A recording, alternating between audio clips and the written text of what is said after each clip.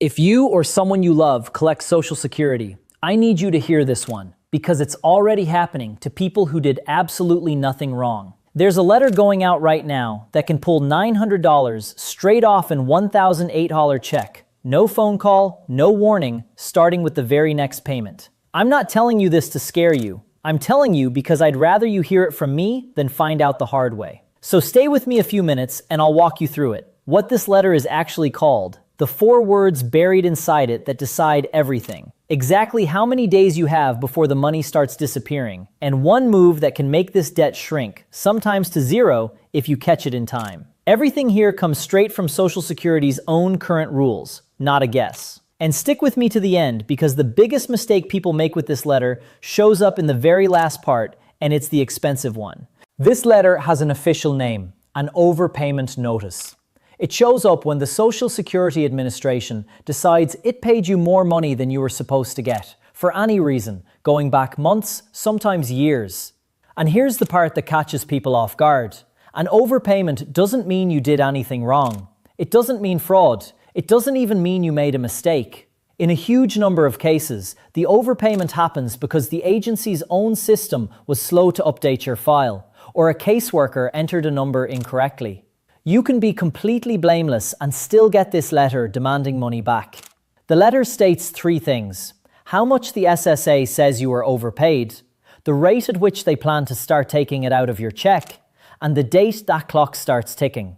That third detail, the date, is the one nobody reads closely enough, and it's about to matter a lot more than you think. 2 years ago, if you got this letter, the SSA would take a maximum of 10% of your monthly check until the debt was paid. Manageable, survivable. Most people barely noticed it. Then, in a span of about 100 days, the rules flipped twice. First, the withholding rate jumped from 10% all the way to 100%. That means your entire monthly Social Security check, the whole thing, could be withheld until the debt was cleared. Advocacy groups called it out almost immediately, because people who depended on that check for rent and groceries were suddenly getting nothing. Then, after public pressure, the SSA walked it back again, but not all the way back to 10%. It landed at 50%. That's where it sits right now. If you receive a new overpayment notice today for retirement, survivor, or disability benefits, the default is that the SSA can take half, 50%,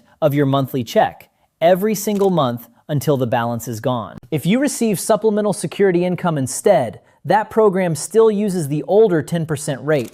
The 2 programs are treated differently, and mixing them up is one of the most common and costly errors people make when they're trying to figure out what applies to them.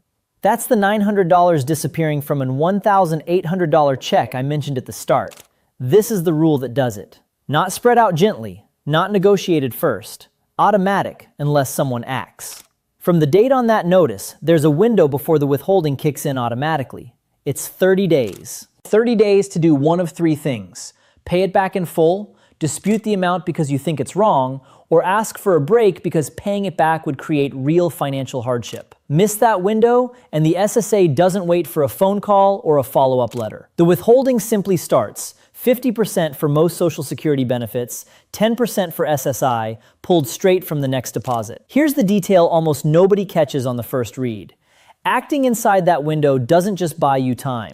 If you file the right request before the deadline, the SSA pauses collection completely while they review your case. Your check keeps arriving in full while they figure it out.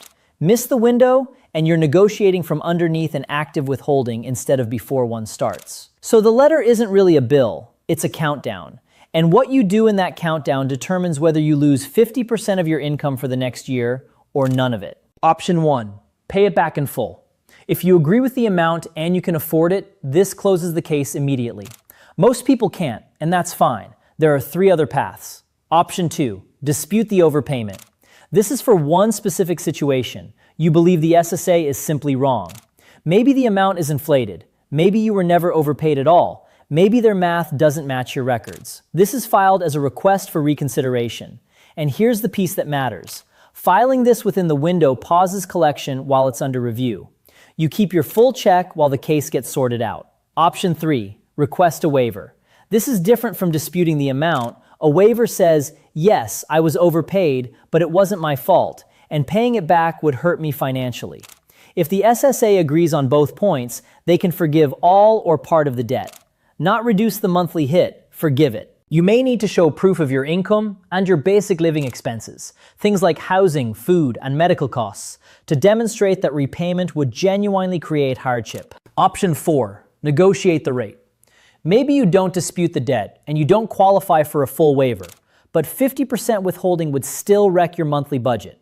There's a specific form for exactly this, a request to lower the withholding rate to something you can actually survive on. The SSA doesn't advertise this loudly, but it exists, and plenty of people qualify for it without knowing to ask. 4 doors. Most people who get this letter only ever try door number 1, paying blindly, or they freeze and do nothing, which, remember, is the same as choosing the 50% hit by default. If the overpayment amount is small, specifically $2,000 or less, there's a simplified path. If you weren't at fault for the error, the SSA has the authority to waive that debt through a much lighter process. In many cases, this doesn't even require the full paperwork. A phone call explaining why the overpayment wasn't your fault and how repaying it would create hardship can be enough for an agent to process what's sometimes called a verbal waiver. Think about how many overpayment notices probably fall under that $2,000 line. A lot of them.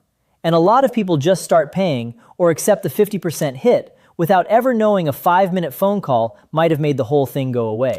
This is exactly why reading the notice carefully in the first 30 days matters so much.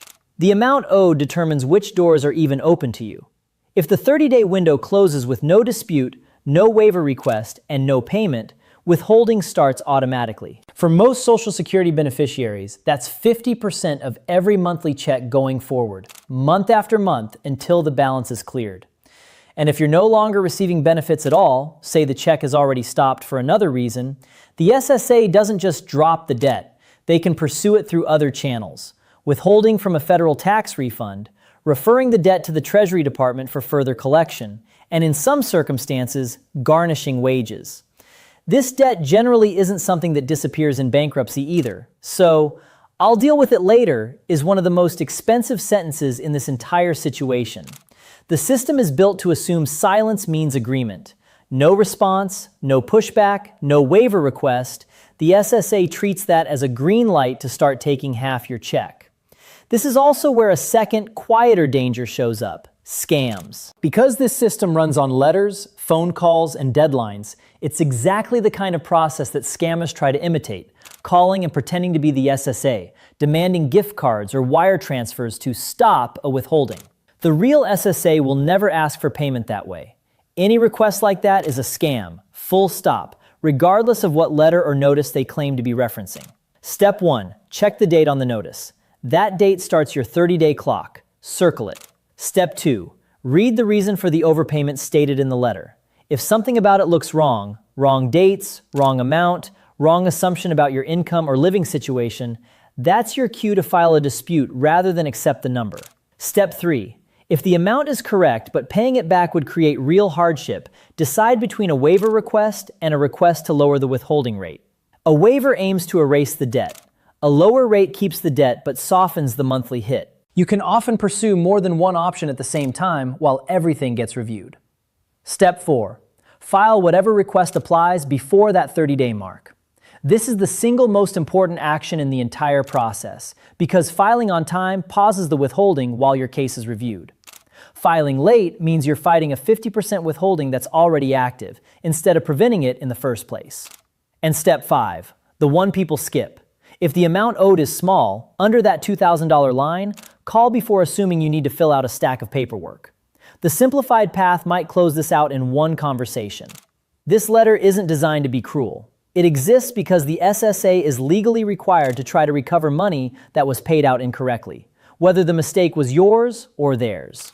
But the system is built on deadlines, and deadlines only protect the people who know they exist. The single biggest shift in the last 2 years is this: the default outcome for silence went from mild, 10%, to serious, 50% for most Social Security beneficiaries. That's the difference between an inconvenience and a genuine monthly crisis for someone living on a fixed income. So if this letter, or one like it, ever shows up in your mailbox, don't set it aside. Don't assume it'll sort itself out. Read the date, know your 4 options, And if the case fits, make that one phone call that could make this whole thing disappear. If you found this useful, the next video breaks down exactly how to fill out the waiver request step by step, so you're not guessing what the SSA is actually asking for. That one's linked right here. Go watch that next.